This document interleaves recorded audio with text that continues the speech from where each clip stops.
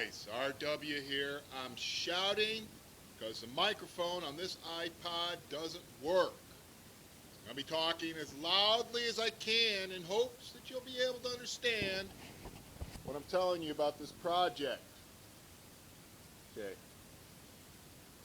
This project is to make an all-wood stock that covers a custom Crosman air gun, gives the shooter two-handed support for using a scope or a red dot without the use of a shoulder stock. Here's all the versions that I worked through to get the ergonomics worked out to the point where I felt it was working right. This is what I replicated in Pine to give my customer a representation of the profile of the weapon. I want to note that I did not use my customer's gun for any of the fitting. It has been carefully stored, and I used my gun, which is identical in shape and size and has a steel breech. Okay, to connect the wood stock, I needed something more secure than the two grip screws, or using something like a short screw in here. This is from Crosmods. I modified this by carefully reshaping it in the front so that it'll slide over the steel breech the way it's supposed to. This is going to be fun one-handed, but I have no way of setting this camera on anything. Bear with me. Okay. It slides past the steel breech. Very nice way, as far as it's supposed to, right up to the grip frame. Allows the barrel band to go on as it should and in the position it should. Okay. Has tapped areas for screws to attach. Okay. Created a router template to relieve the interior of the gun in the areas required. Then I did some hand chiseling and filing to make everything work out.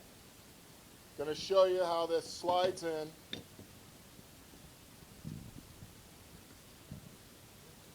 Do the best I can one-handed here. Right. Once it's in, it's connected here with the screw, here and here with the screw. I want to point out right away that this is just a rough sculpting that I did with a flap wheel on an angle grinder, a file, and some coarse sandpaper. It was to get the shape. In the process of doing this, I took a little too much off of certain areas. This is too thin. You can almost see through it.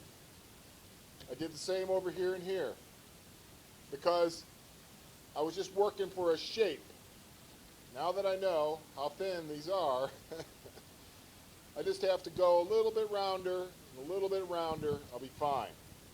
Right? Again, something like this, not a finished shape, but this should give you the idea what I'm after to get at the safety. Took a little too much off the grip, shows a little too much metal, especially on this side. Okay? This would follow the metal. Okay, so these are defects in my model that I'm already aware of. Other defects we'll just get into right away. The gap is too large here. That was created when I was fitting it. I kept taking material away to try and get it to fit a certain way. Finally ended up just relieving the front of it. This would fit tight up against the front of the band. There would be a gap around it, would follow this. I can't sweep in and follow the band. It makes it impossible to fit. You'll notice even my short cap, I can access. My customer has the extended cap. Okay? Customer wanted a Picatinny rail. Right? So you can put accessories on. I'm going to explain how I came up with this Storm P6 stock. started off with a conventional stock, but I wanted to have a space for the Picatinny rail in front of everything, so you could use your hand on the wood without having to grip a Picatinny rail section, right? What this does is it cocks your wrist at an awkward angle, and even with your hand fully bent forward, you'll see the weapon will be pointed up in the air. This is not ergonomic. Puts a strain on your wrist. So I worked my way through that, seeing if I could add maybe a little slope. Then I started going with an angle, and I kept working with the angle, hoping if I made it a little different, I could get that feeling that I wanted. And I finally ended up with this. And this has the correct ergonomics, so that when your wrist is locked forward, your thumb is forward, your wrist is forward, the weapon lines up naturally to your eye as you aim with your arm extended. Okay? That's the reason for this shape. This isn't for looks. It's not to be like some other stock or to look like some sort of semi-automatic pistol or something. I'm not trying to go for some look. I'm trying to go for function.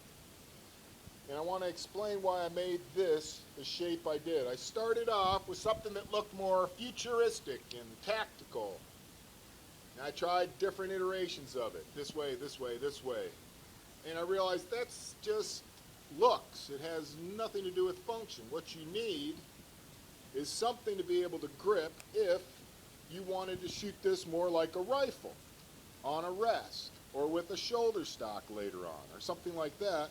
You may want to have your hand as far forward on the weapon as possible, like a rifle, like a carbine.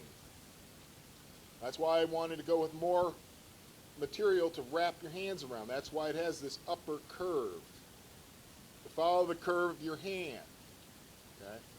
But it has a dual feature to it, which isn't visible in the two dimensions. And that's when I really want to show you this and explain why this has the exact shape it has. This area right here allows your support hand to pull the weapon forward so that you can put your body in dynamic tension by pulling back on this grip, your shooting hand. And that reduces tremor, and it allows you to take longer to get your shot before you start waving the weapon around and losing energy. Putting your muscles in dynamic tension is the way to shoot. This shape right here is to encourage a thumb forward grip. That is your most natural and strongest grip. As you can see, the weapon with your arm fully extended is wonderfully controlled just by the support hand. The support hand is now doing a lot of work. You've got your thumb able to push down to change your elevation. You've got your whole grip wrapped around the gun, okay, in a very comfortable, nice curve, big, round, smooth curve that fits the bend of your hand. This angle here comes right into where your fingers would naturally curve. Allows you to carry the weapon with your support hand when you're in the field. And then you could raise it up rapidly and take a shot if necessary, right? Okay, I want to show you a little bit about the shooting hand grip. It has a thumb ledge, okay, but it does not have a trap up here for the thumb. There's a reason for that. It also has, as you can see, a lot of material added on the back to change the angle, again for ergonomics, so that when you are in a more extended two-handed shooting position, the weapon points naturally where it's supposed to, with your thumb forward and your hand just wide open without even wrapping your fingers around it. You have excellent control because of this area that wraps over the top of your hand, this long piece in the top does work. It's not just for looks. It's not just to protect the gun. You can totally control the gun with your hand open. That means that you're going to be doing less work with this hand and you can concentrate on your trigger press. That's the purpose of this part of the grip. I want to show you more about the shape on the bottom. It's like a horse hoof shape.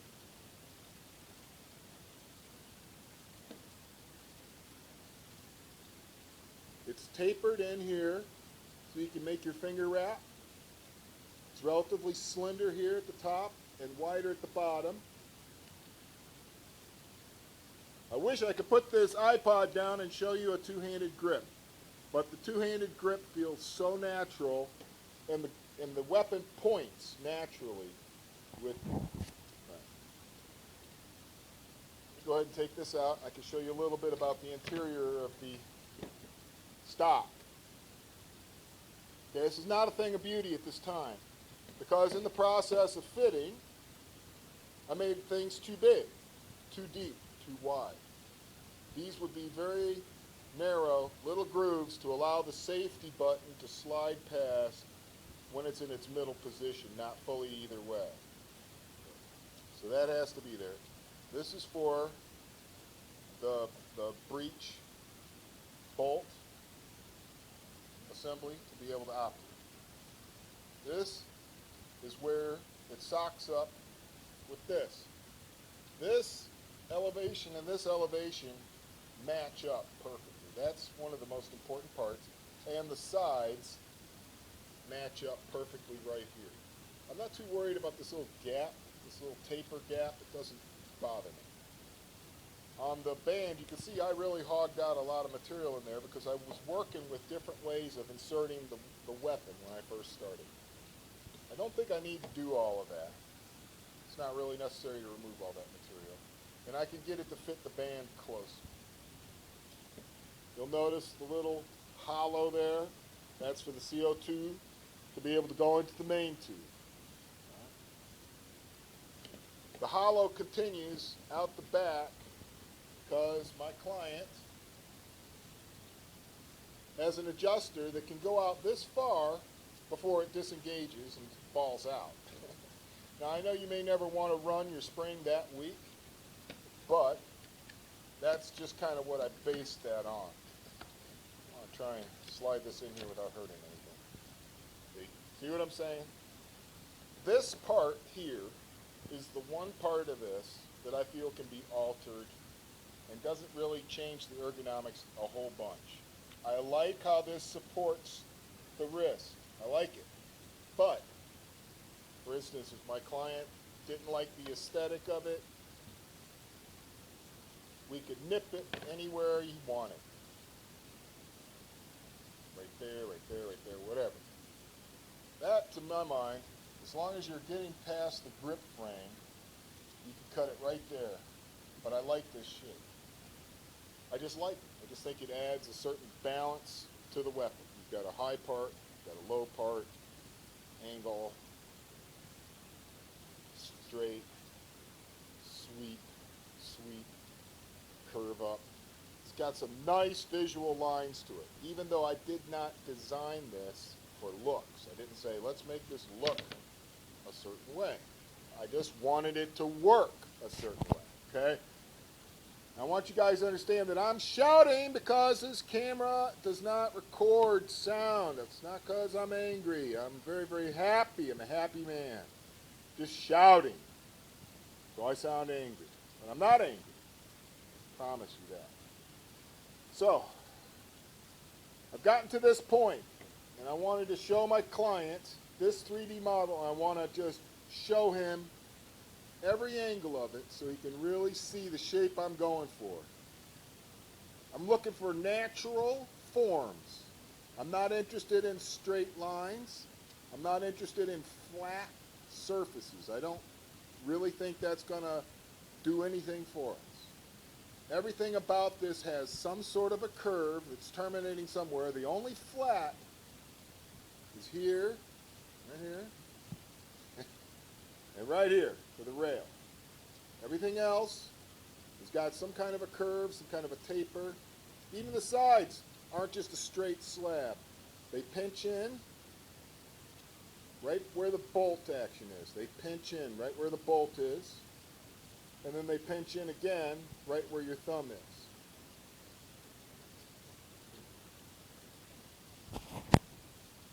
So you have the option of holding this like this, which is a really nice, secure feel. You have the option of holding it like this. You could even shoot it just one-handed, and it points wonderfully. It's got a wonderful feel to it. Follows the sweep of your palm.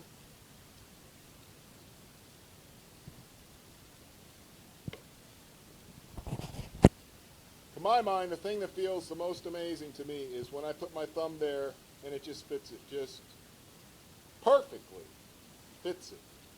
And the fact that I can basically hold this whole gun with my hand open because of the support that I've been given here by this shape. This shape is critical. This curve right here, critical to how it feels in your hand. Okay? This could be a little bit fatter. This could be a little bit fatter. It won't affect anything. This could just go straight back. Wouldn't affect anything. This could be a little fatter. You see the shape I've got going here? The bevel. See the shape I'm working around for the trigger? Come into the trigger, into the safety. Trigger finger side, this is going to taper to nothing. 0. Go down to nothing for your trigger finger.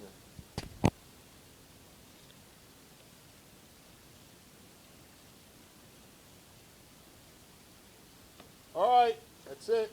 I know it's a long video. I wanted to make sure I covered every possible thing so my client could really get a good look at this stock.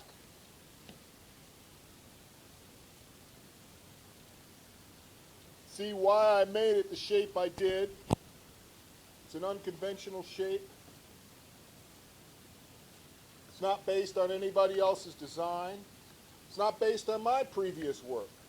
This is something completely new. A stock that is only for this one gentleman, just designed specifically for his weapon. Beautiful thing, I think.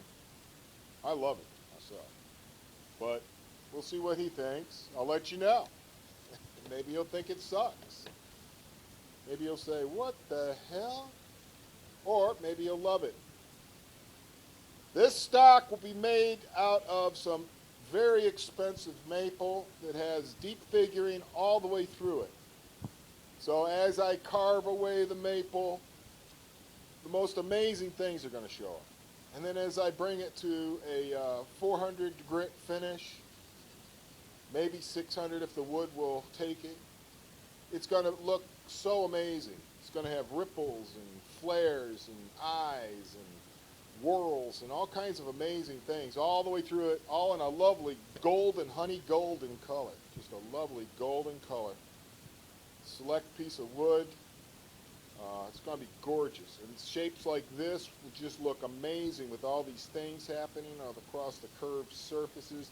These big slabby areas that look very boring as pine will become like little pictures of gorgeous wood grain. So I'm not worried about the big open curvy areas. I think that's going to complement the figure and the grain of this maple we're going to be working with. And I'll show you guys that wood when it's time. Thanks again for your support of Mountain Storm, for watching this video, for taking time out of your life to listen to me shout into an ancient iPod. If you like this sort of thing, I don't know what's the matter with you, but you can subscribe to my channel. You can leave a comment. I have disabled ratings to annoy the haters because I know you guys love me and you love my work. Thanks for watching.